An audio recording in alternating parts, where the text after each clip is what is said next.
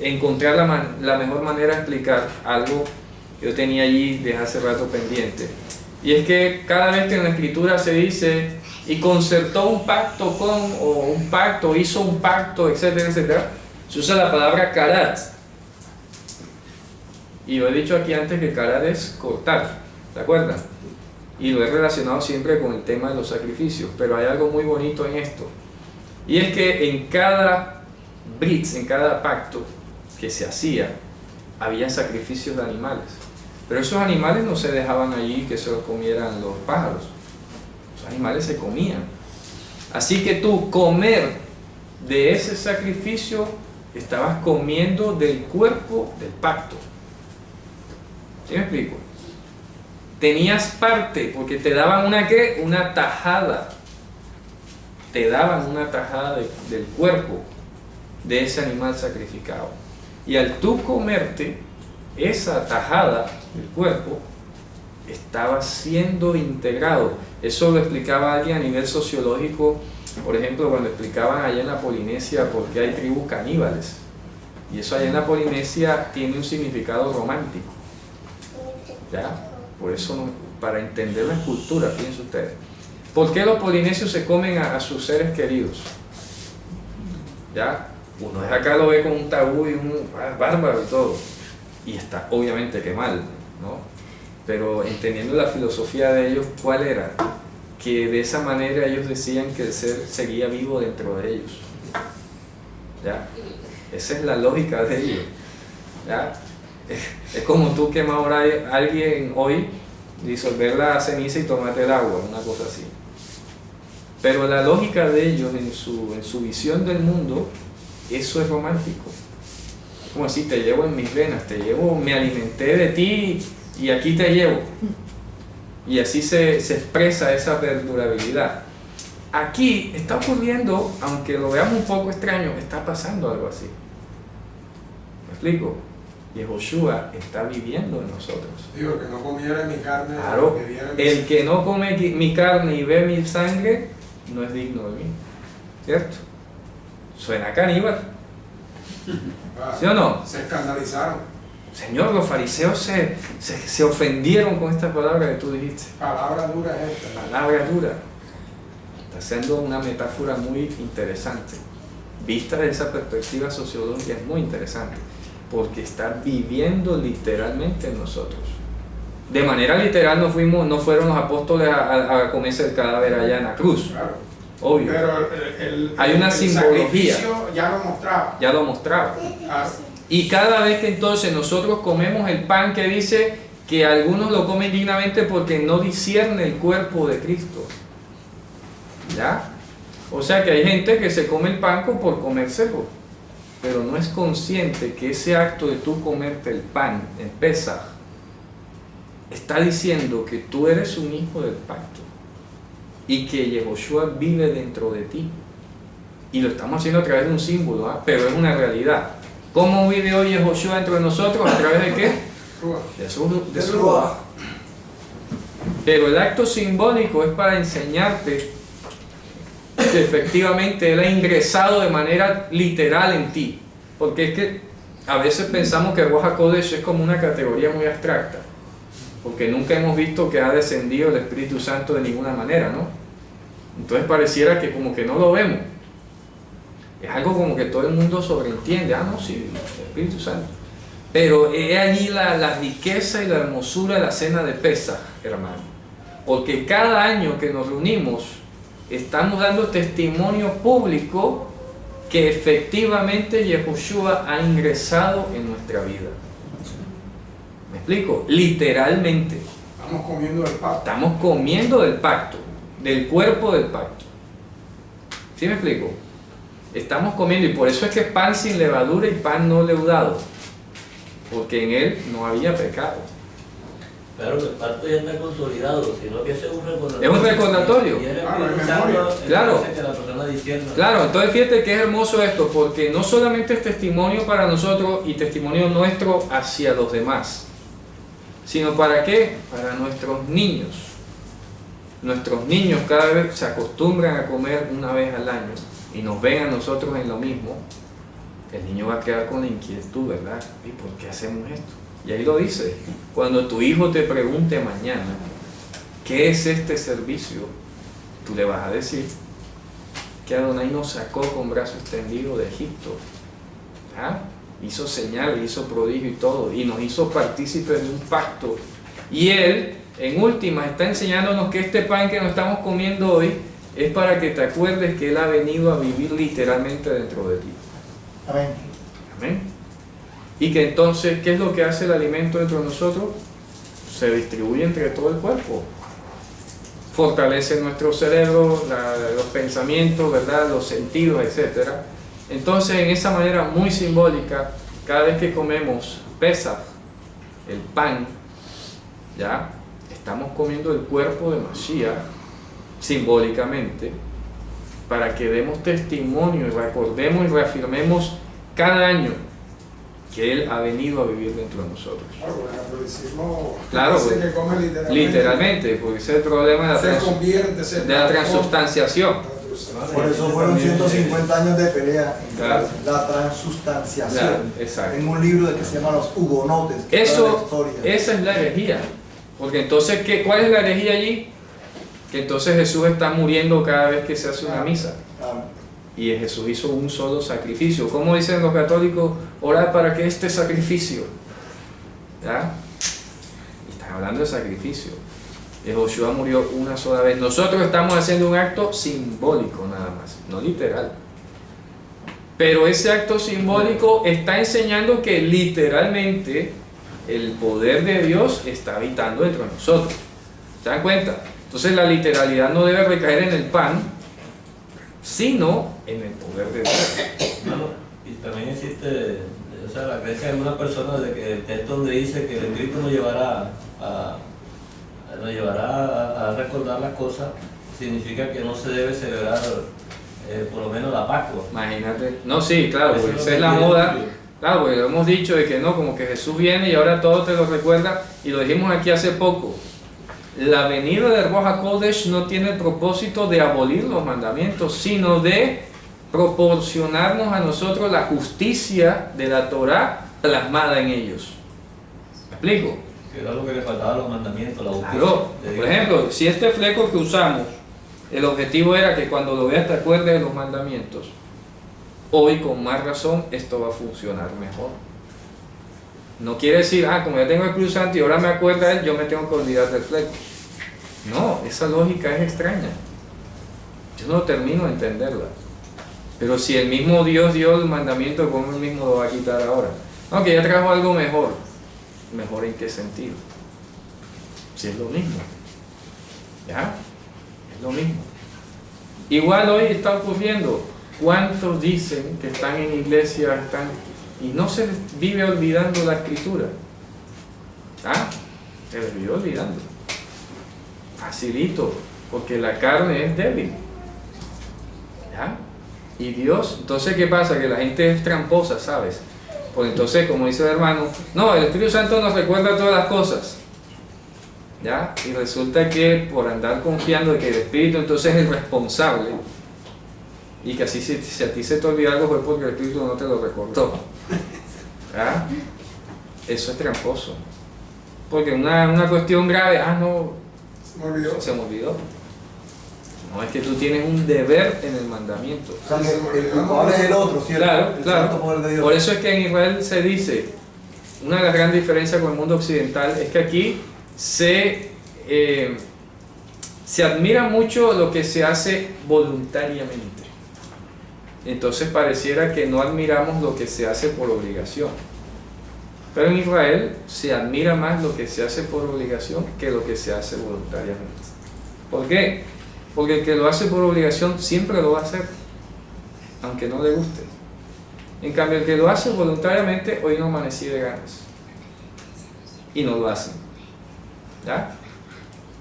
Y eso lo vemos, por ejemplo, lo que hemos estado ligados con la ingeniería y todo, cuando hablamos de calidad, la calidad es implacable. No es que se me olvidó llenar el formato, falla. Porque la calidad no depende de la voluntad o del querer de las personas. La calidad exige unos protocolos y hay que hacerlos. Ya. No depende del estado de ánimo del gerente o de los empleados. Es que el empleado se tiene que acostumbrar a ponerse el casco cada vez que vaya a subir.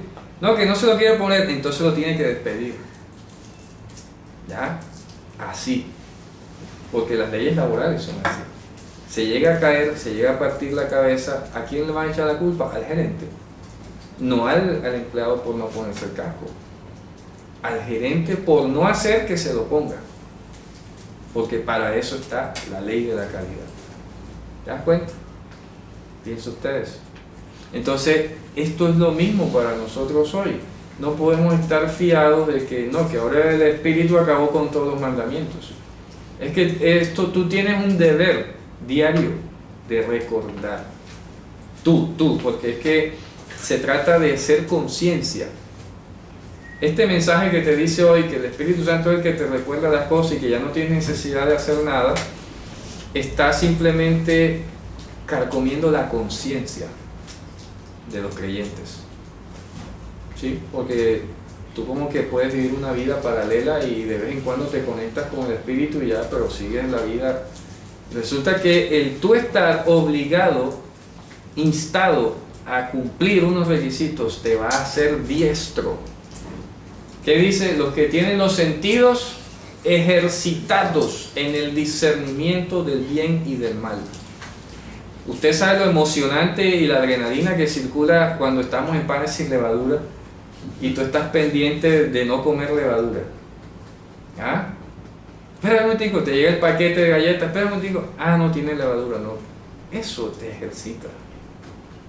¿Ya? Espérate que esto tiene cerdo, no, que esto tiene jamón, que esto te mantiene los sentidos alertas. Pero si tú vives, no, que todo es espiritual, te comes y ni revisas lo que te estás comiendo. Que nada hace daño. ¿Ya? ¿Me explico? Pero todo el propósito, repito, es que tengas los sentidos. ¿Por qué dice los sentidos? Para eso dijera el espíritu ejercitado, ¿no?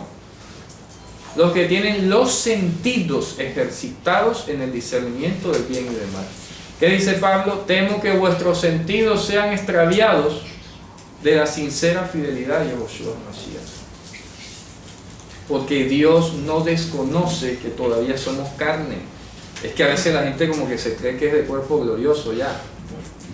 ¿Ah? Es que no le debemos dar tregua a la carne. No hay que darle tregua a la carne. Y los mandamientos que Dios dio se dieron justo contra las concupiscencias de la carne. Justo contra eso. Eso está diseñado para eso. Y por eso es que al mundo le cuesta trabajo ajustar su vida a los mandamientos. Y aquí lo hemos dicho, hombre, no es que un solo día vas a obedecer todo, ¿verdad? Esto es gradual. Pero se tiene que ver que estás metido en la tarea. Al menos tiene que haber la disposición. Hombre, la disposición y los intentos se tienen que ver. Claro. ¿Ah? Se tienen que ver. Hoy fallé, se me olvidó, bueno, aquí voy de nuevo. Pero te tienes que acostumbrar. Y vas a ver que cuando tengas los sentidos ejercitados en el discernimiento del bien y el mal, hombre, vas a ver el mundo de otra manera muy distinta. ¿Y el objetivo final cuál es? Ayudar a otros. Sí, porque ¿de qué va a servir finalmente estar con los sentidos ejercitados en el discernimiento del bien y el mal? Ayudar a otros. No es para ti ponerte un diploma, sí, logró el dominio propio, ¿cierto? No es para eso, ni para que te admire. Dice, hermano, sí, no pela ningún mandamiento. Se creen los mejores, ¿Sí? es el máximo. Resulta que no es para eso, no es para eso, es para ayudar a los demás. Y para, como dice en la Escritura, para que tú apruebes, te conduzcas en la vida de la manera más trascendental posible. ¿Ya? Que seas luz a los que están en tinieblas. Pero si tú le bajas la llama al fogón tuyo, eso no va a alumbrar nada. ¿Ya? No va a alumbrar nada. Pero nosotros estamos para resplandecer como luminares en el mundo. Amén. Miren que aquí en esta plaga de la tiniebla, ¿qué pasó con los hijos de Israel? Tenían luz. Tenían luz. Eso sí es. Para que aprendas a distinguir, ¿cierto? Porque Dios hace distinción entre su pueblo y los de fuera. Y tú tienes que ser luz. Es que ese es tu deber. No puedes estar escondiendo ese deber tuyo. Estás llamado a hacer luz. Para hacer luz tienes que echar leña diariamente. Tienes que estar orando, tienes que estar estudiando, ¿verdad? O el aceite, ¿cierto? ¿Por qué tenemos que orar? Dice, orad sin cesar. Ah, pero no es que el Espíritu lo hace todo. Entonces, ¿para qué oras? ¿Ah? ¿Por qué nos manda a orar sin cesar? ¿Ah? Y exhorta en tiempo y fuera de tiempo. ¿Por qué si el Espíritu Santo lo hace todo? Ah, entonces métete en la lógica y vas a llegar a la misma lógica de los mandamientos. ¿Ah? La misma cosa Es es. que el Señor sabe que somos carne, que Claro, somos pecadores, que todos claro, los y días no hay pecamos. que un día descuidarse, claro. No hay que que diga descuidarse. que no es mentiroso. Y ojo, y repito, no es solo visto desde el punto de vista negativo, no, que cuidado pecas, no. Es porque es hermoso. Mire, una de las cosas que más deseamos nosotros, y yo personalmente deseo, es que volvamos a esa época de los apóstoles, donde habían sanidades, habían señales, había profecía. ¿Ah? Y todo eso Dios lo va a hacer de una manera gradual, conforme nosotros crezcamos en su gracia. Porque en la medida que ¿qué tal que Dios dé un don? Una persona no ejercitada, supongamos, comienza a hacer locuras. ¿Y qué ha pasado? Que algunos inclusive que simplemente degustaron, ¿cierto? Y han terminado perdiéndose en la fama del mundo. Se han distorsionado. Bueno, pero también es cierto que en el principio del Evangelio el Señor hubo más poder porque iban a haber más gente convertida, pero hoy en día, por lo menos el don de lengua, habiendo tanta Aún así, hermano, no, aún o sea, así. es posible que no tenga la misma fuerza que pudo No, haber tenido el principio. vea, yo ahí sí te digo algo, yo pienso que no podemos, precisamente no podemos reducirnos, ¿ya? No podemos reducirnos con base en lo que es la modernidad. Sí, hoy hay aparaticos que tú dices y te Pero traducen. tendríamos que decirlo con la ciencia, Sí, sí, con todo. tecnología, medicina, etcétera, etcétera, etcétera. Entonces eso que teníamos que decir que eso ya está relegado. Claro, Pero los dones siempre estarán. los dones van a estar siempre En ahí. todo tiempo. Porque es que acuérdate que el... Así sea para uno solo. Sí, sí, es correcto. Porque acuérdate que los dones son señales para los incrédulos. De todos modos, hermano, yo me refiero a lo que estamos viendo, ya, buscando una explicación a las cosas, porque el Espíritu Santo de todos modos está en los corazones de las personas, está en cada persona que es creyente. Entonces no podemos decir que porque no habla en lengua no tiene el Espíritu Santo. No, yo no estoy diciendo eso. No. No estoy diciendo eso. Estamos hablando del ser usado por Dios, pocas palabras. Porque ojo, repito, eso no va a cuestionar, ni aquí se está diciendo que si no habla o no hace un milagro, no tiene el Espíritu Santo. Eso es lo que se dice afuera. Estamos hablando del don. Estamos hablando de ser usado por Dios, de ser instrumentos para Dios. Y el ser instrumento lo estoy asociando con el tú efectivamente estar ejercitado en el discernimiento del bien y el mal y estar tus sentidos adiestrados para eso. También hay que tener en cuenta que cuando por lo menos el apóstol Pablo le está enviando la carta a Corintios, ya también había un problema con, o sea, no se sabía bien lo que eran los dones. No, sí, eso digo, es que eso es otra cosa. Voy a aclararlo una vez más porque no estoy aquí hablando, simplemente, repito, haciendo el énfasis de que debe haber en nosotros, como decía el apóstol Pablo, yo quisiera que todos profeticen. ¿Ah? Debe haber en nosotros, y Pablo que dice, desead los dones espirituales, deseadlos. Amén. Hay que desearlos. Y si tú tienes un deseo, también te tienes que preparar. No como a ti te dé la gana, es que la escritura te dice cómo. ¿Ya? Entonces dice, desead los dones espirituales. Porque es que, y se lo estoy diciendo por algo, hermano, porque es que a veces nosotros corremos el riesgo de quedarnos solo en el estudio de la escritura, solo en el conocimiento de los hechos, de la historia, de la gramática y todo. Pero el apóstol Pablo no dejó de decirle a los corintios, para que vuestra fe esté basada en el poder de Dios. y no en la sabiduría. ¿Ya? Sí, porque díganme ustedes, y a veces el hermano Cristian me lo ha dicho, ¿no? ¿Qué va a valer más en últimas? A ver, a la hora de enfrentarse al mundo. Que tú digas, no es que aquí en Hebreo dice esto y esto y lo otro, o que venga y le resucite a un muerto. Hombre, Todo hecho. en términos de eficacia, O la sanidad. ¿me explico? O una sanidad, ¿cierto? O reprender un demonio o algo. Hombre, eso es importante.